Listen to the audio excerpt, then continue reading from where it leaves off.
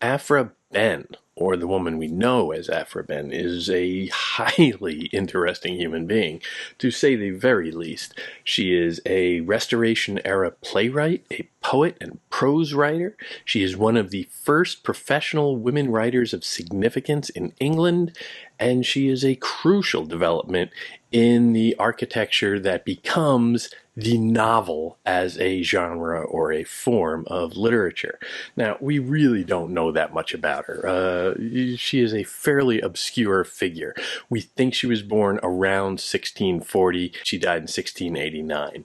The uncertainty of the details of her life may stem from the English Civil War. She was born into a time of great uncertainty generally in the social fabric, but also it suggests what is probably true, that she was nobody special. She was kind of from nowhere. She was not an aristocrat. She was not highly educated. She just built herself out of the mass of people out there in the world, and just for that alone, she is pretty impressive. We don't know much about her family life. Historians say she probably did go with members of her family to Suriname in South America in 1663 and lived there for several months. Back in England after the Restoration, she was drawn into the service of the Crown, a job some historians describe as her being a spy. She was not a particularly well-paid spy, and she went into serious debt while doing it, but it is a interesting and kind of sexy part of her biography. Around this same time, she got married or lived with someone as husband and wife. It's a little uncertain. Marriage itself was a fairly rare institution for the lower classes anyway, but it didn't really matter because the guy was dead like a year later. So as a widow then, as a widow in debt, trying to support herself with no family means at all, she began writing. And one of the best outlets for writing at that time would be the stage. The stage having reopened with the ascension of Charles II after the Cromwell years. The stage reopened after 20 years of being shuttered. Charles said that women could be involved in the stage for the first time, and that just created a wonderful opportunity for women artists to get involved. And everybody in the public was clamoring for the opportunity to go to the theater and have some fun and just, loosen up a little after the rather dour Puritan years of Cromwell. So it was a boom time for theater. And she was really good at it. And she started to churn out a number of very notable works.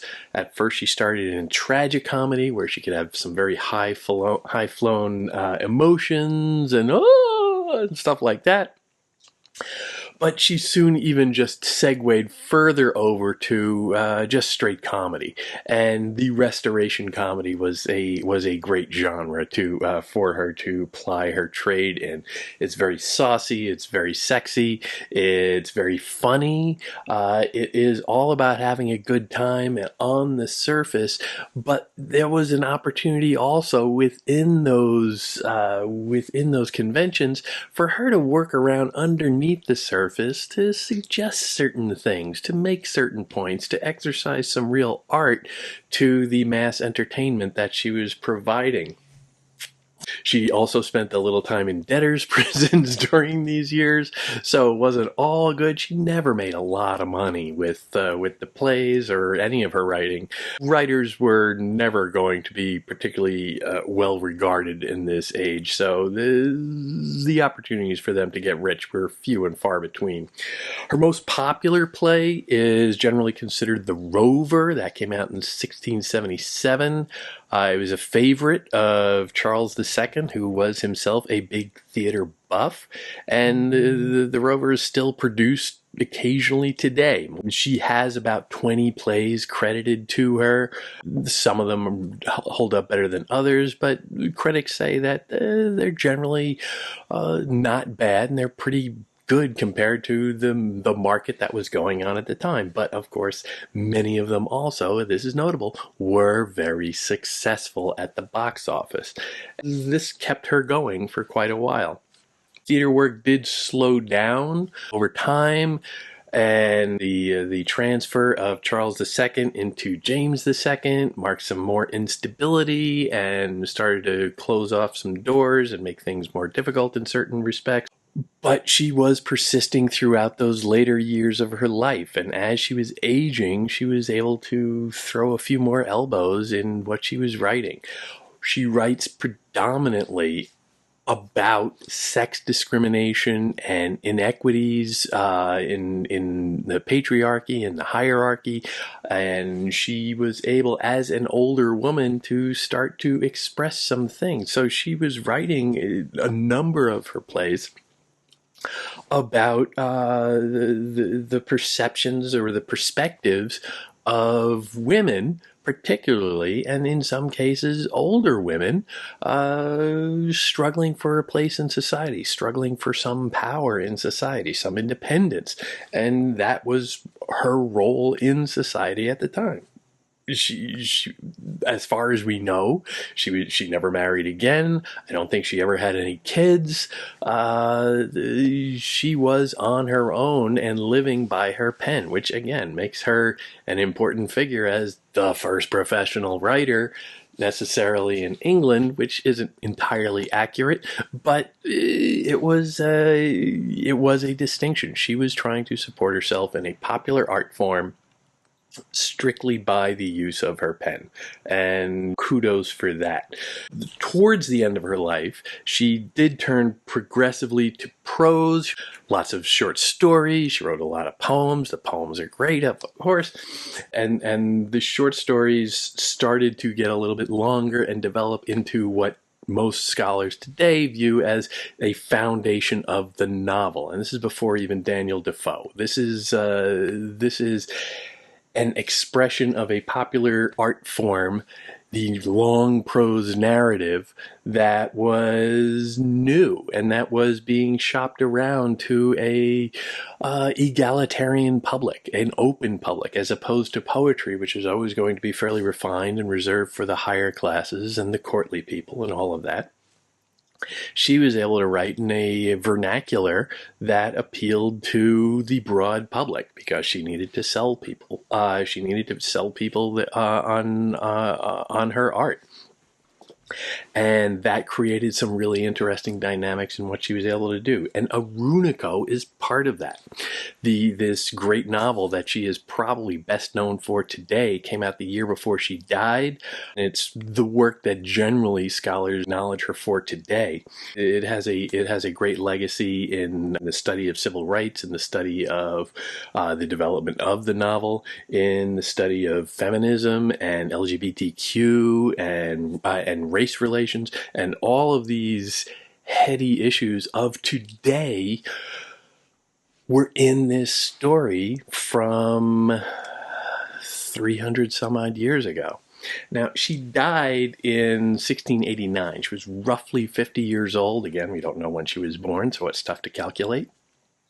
Her prominence allowed her to be buried in Westminster Abbey, although in the East Cloister rather than in the more highly valued real estate of the Poets' Corner. Her tombstone there reads, "Here lies proof that wit can never be defense enough against mortality," which is inarguable, I would say. So, in Aphra Behn, you have to look for, number one, feminist critiques. She touts her position as a female artist and does not shy away from it, and can be excruciatingly withering in her scorn for those who might scorn her.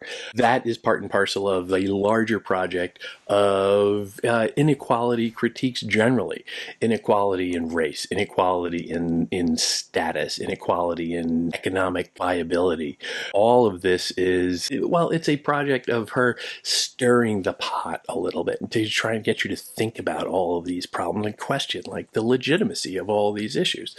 This should not be seen in any way in conflict with her staunch Toryism, however, the conservative party, so to speak. That's kind of a meaningless term in this regard, but she was a royalist, a supporter of the crown, a supporter of the aristocracy, as opposed to what she had grown up with, which was the Protestant Cromwell years and the Parliament forces. She had great problems with hierarchies generally, with entrenched power specifically, but she was also very much for, and you can make an argument that this is just because she knew where her bread was buttered, she did support the restoration of Charles II and even the time of James II until he abdicated in deference to William and Mary coming in.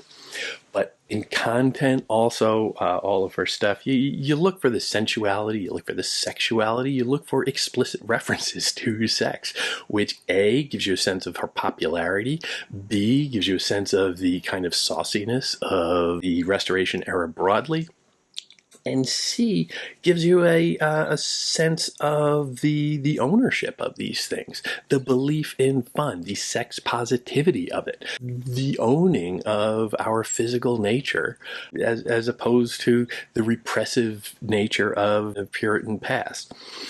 But also within this, it is very popular. It is an appeal to get people into the seats of the theater, or to open the book that she has in the bookstall. And she is constantly trying to reach out to that audience particularly. And you can see that also in just the fairly simple style that she works in. She doesn't ply an awful lot of highfalutin vocabulary or really abstruse references. Again, she probably didn't have much formal education at all. She was probably largely self-taught in everything. Just access at some point to a good library is probably her entire education. But she was able to make that work, but she never left a basic commitment to speaking plainly to plain people and trying to use a universal language that everybody can understand, which is part of the Enlightenment project broadly, of course. Now, her legacy did suffer for many years. She was often dismissed as a fairly minor writer, usually scorned along with that for being a little obscene, a little too bawdy, which is part of the Restoration age, so it's kind of an unfair standard to judge her by that. And she herself even criticized other artists get scorned or get away with the exact same thing that I am punished for, and she has a point quite there. But in the 20th century, her reputation started to climb back. Figures in the Bloomsbury era like Virginia Woolf and Vita Sackville West were very supportive of her.